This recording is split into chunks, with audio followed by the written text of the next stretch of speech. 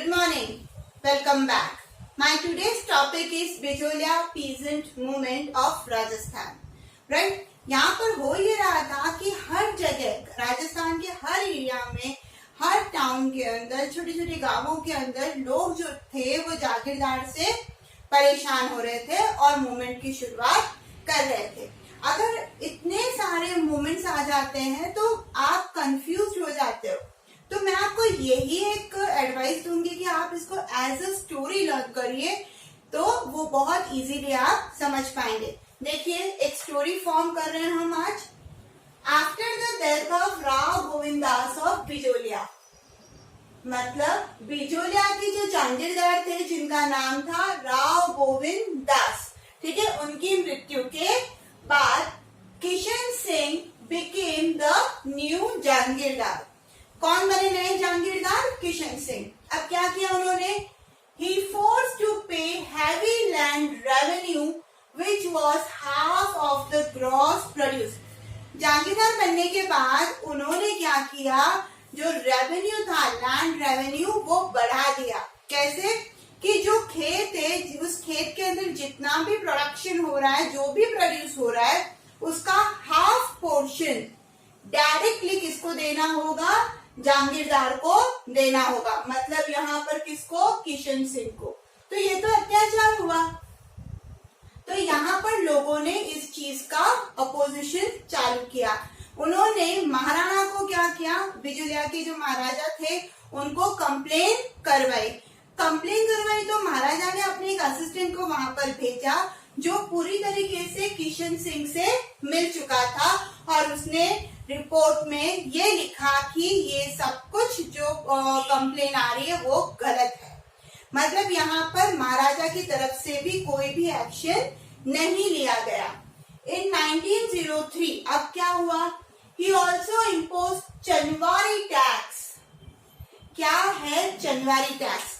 मतलब half produce तो they ही रहे हैं, बट अगर कोई भी किसान है ना अपनी बेटी की शादी करता है तो 5 रुपी उसको एज अ टैक्स किसको देना होगा? किशन सिंह को। तो शादी है, शादी करता है तो भी टैक्स देना है अपनी बेटी की शादी के लिए। तो ये तो बहुत बड़ा अत्याचार होने लग गया। लोग काफी परेशान हो रहे थे। तो हाफ प्रोड्यूस दो, शादी करो बेटी की तो टैक्स दो। टैक्स के जो टाइप्स थे वो बढ़ते ही जा रहे थे। तो लोगों ने क्या किया? माइग्रेशन चालू कर दिया। The peasants started migration to neighboring areas of Bundi and Gwalior. लोग बिजोलिया को छोड़ के बूंदी और ग्वालियर की तरफ सेटल होने लग गए, बट ये कोई सोल्यूशन नहीं था। After the death of Rao Kishan Singh, Prithvi Singh became the जागीरदार। फिर किशन सिंह की मृत्यु के बाद कौन आए? पृथ्वी सिंह नए जागीरदार बने। He imposed तलवार बंधाई टैक्स in 1906। उन्होंने एक नया टैक्स निकाला, वो था तलवार बंधाई। तलवार बंधाई टैक्स मतलब जब कभी भी कोई भी राजा या कोई भी नया जागीरदार बनता है तो उसके एवज में जनता को क्या करना होगा? उसको टैक्स देना होगा, राजा को टैक्स देना होगा। कोई भी बनो, है ना, कहीं पे भी कोई भी बनो, बट टैक्स किसको देना है? फार्मर्स को। तो ये काफी गलत था, जिसकी वजह से लोगों में गुस्सा फैल गया और बिजोलिया मूवमेंट स्टार्ट हुआ। आई होप जो ऊपर की ये जो कंसेप्ट है वो क्लियर हो गई होगी। अच्छा, बिजोलिया पीजेंट मूवमेंट जो है वो 3 फेज के अंदर चला। हम फर्स्ट फेज देख रहे हैं अभी। Beginning of Bijolia peasant movement. During the time of Prithvi Singh, when exploitation reached its height, then in 1913, under the leadership of Sadhu Sitaram Das, Bijolia peasant movement was started। जब पृथ्वी सिंह के जो exploitation का, अत्याचार का लेवल बहुत बढ़ चुका था, हाइट क्रॉस कर चुका था, ऐसे में 1913 के अंदर साधु सीताराम की लीडरशिप में बिजोलिया मूवमेंट स्टार्ट किया गया। Farmers decided not to cultivate the land. अब क्या हुआ? 1000 नंबर ऑफ फार्मर्स, पीजेंट्स जो थे वो इस मूवमेंट के अंदर शामिल हुए और उन्होंने ये डिसाइड किया कि हम क्या करेंगे, लैंड के ऊपर कल्टीवेशन ही नहीं करेंगे, उगाएंगे ही नहीं कुछ। जब कुछ भी नहीं उगाएंगे तो फिर प्रोड्यूस किस बात का लेंगे, टैक्स किस बात का लेंगे, रेवेन्यू किस बात का लेंगे, राइट। तो the lands were left fallow in 1913-14 which resulted heavy loss of revenue to जागीरदार। फिर क्या हुआ, जब बिजोलिया की जमीन के ऊपर कुछ भी उगाया नहीं जा रहा था तो रेवेन्यू कैसे ले सकते हैं। तो 1913 और 14 के तहत यहाँ पर जागीरदार को भारी मात्रा में क्या हुआ, नुकसान हुआ।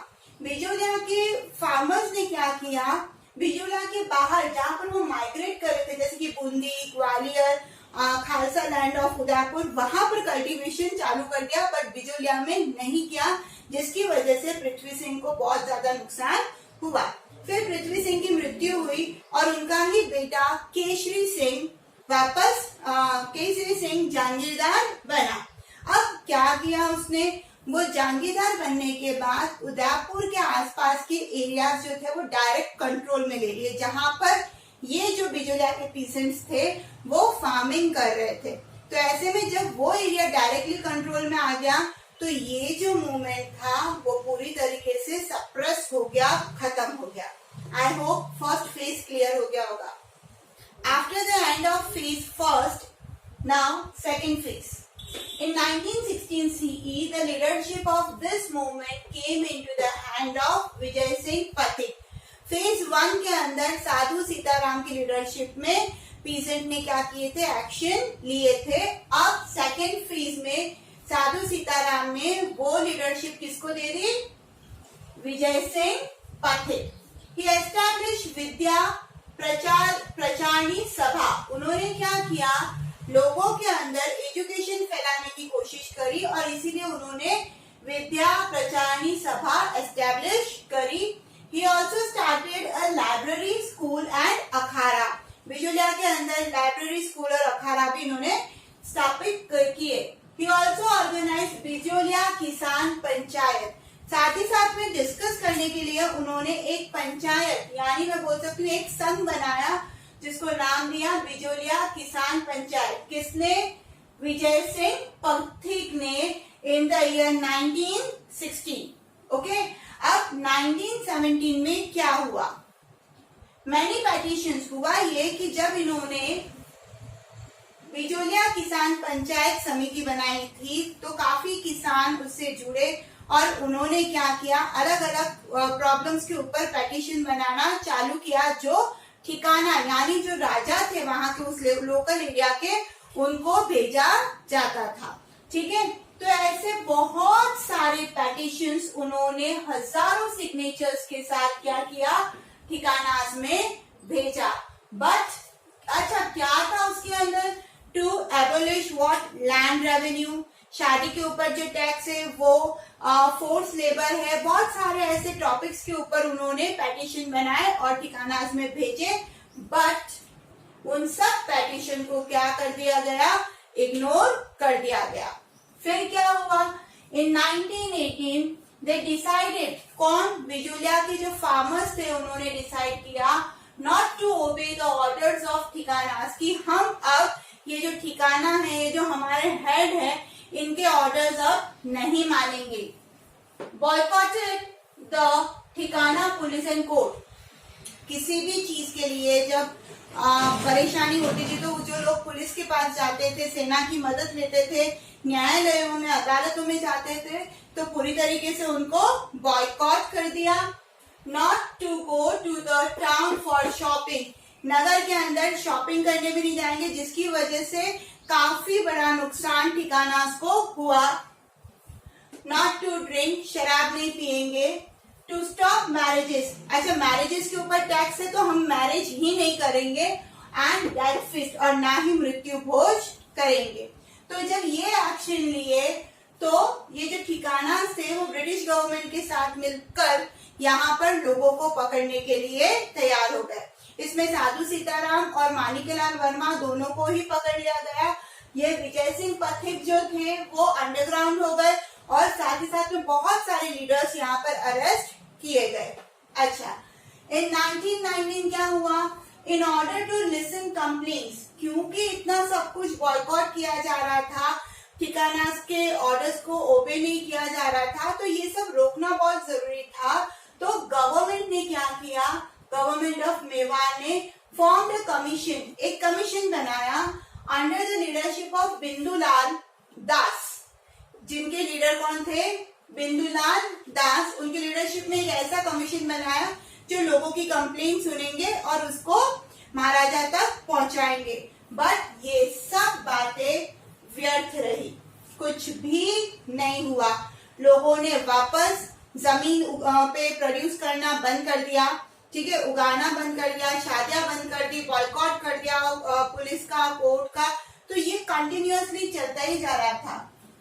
इन 1922 जब ये लगातार हो रहा था तो ब्रिटिश गवर्नमेंट थोड़ा सा डर गई। British government was afraid. They appointed a high power committee which was led by Robert Holland. उन्होंने क्या किया, रॉबर्ट हॉलैंड को लीडर बनाकर एक कमिटी फॉर्म करी जिसमें जो किसानों की जो डिमांड थी उस पर थोड़ा सा गौर फरमाया जाए। उसका परिणाम ये रहा, acceptance of peasants demand by the government. जो पीजेंट की डिमांड थी वो ब्रिटिश गवर्नमेंट ने एक्सेप्ट कर ली थी। At last in 1922 35 taxes of the peasants were waived off by entering into an agreement with the peasant by the government. 1922 में peasant और British government के बीच में एक कॉन्ट्रैक्ट, एक एग्रीमेंट साइन किया गया जिसमें 35 टैक्सेस को पूरी तरीके से कम करने की बात लिखी गई।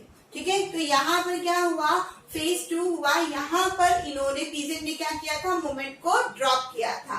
बट वापस ये फेज 3 आया है, मतलब कहीं ना कहीं एग्रीमेंट के साथ छेड़छाड़ हुई होगी। ठीक है, देखते हैं क्यों स्टार्ट हुआ। The Thikana paid no attention to implement the agreement of 1922। 1922 के अंदर जो एग्रीमेंट दिए गए थे कि हम फोर्स लेबर नहीं लेंगे, हम मैरिजेस के ऊपर टैक्स नहीं लेंगे, जो छोटी छोटी बातें जो कि 35 टैक्सेस को रिलीज कर रही थी, इन टैक्सेस के इस एग्रीमेंट को ठिकाना के लोग मानने के लिए बिल्कुल तैयार नहीं थे। वो अपनी मनमानी करते जा रहे थे। They started giving land holdings to new occupants. इस बीच में क्या हुआ, जो इनके लीडर थे विजय सिंह पाथिक, ठीक है, उनको जेल में डाल दिया गया था। और यहाँ पर इन्होंने क्या किया, जो लैंड थी उस लैंड को जो नए ऑक्यूपेंट्स आए, यानी जो बाहर के लोग आए जो जमीन खरीद रहे थे, उनको बेचना चालू कर दिया। The peasants were now trying to get their lands from the new occupants. यहाँ पर माणिक्यलाल वर्मा लीडर बने और उन्होंने अपने पीजेंट्स के साथ मिलकर ये कोशिश करी कि किसी न किसी तरीके से जो नए ऑक्यूपेंट्स उनकी जमीन ले रहे थे उनसे वो जमीन वापस ले ली जाए। बट वो सक्सेसफुल नहीं रहे। इन 1930 फिर क्या हुआ, 1930 में the leadership pass into the hands of Jamnalal Bajaj, Haribhau Upadhyay. Manikyalal Verma से अब ये लीडरशिप किनके हाथों में गई, जमनालाल बजाज और हरिभाऊ उपाध्याय। इन 1939 जरा साल देखिए, 9 साल तक का संघर्ष रहा इनके लीडरशिप में। The peasants got their surrendered land. क्या हुआ, पीजेंट्स को उनकी जो लैंड्स थी जो सरेंडर्ड हो चुकी थी वो वापस लौटाई गई। बट काफी यहाँ पर मुश्किलें आई। This movement was the first peasant movement of the country. Bijolia peasant movement of Rajasthan जो है वो इंडिया का फर्स्ट पीजेंट फार्मर मूवमेंट था and only the movement of the country to run for a very long time. और ये पहला ही ऐसा movement था जो इतने लंबे समय तक के लिए चला था। आई होप ये वीडियो आपको क्लियर हो गया होगा। कोई भी डाउट है कमेंट करिए, अच्छा लगा लाइक करिए। Thank you.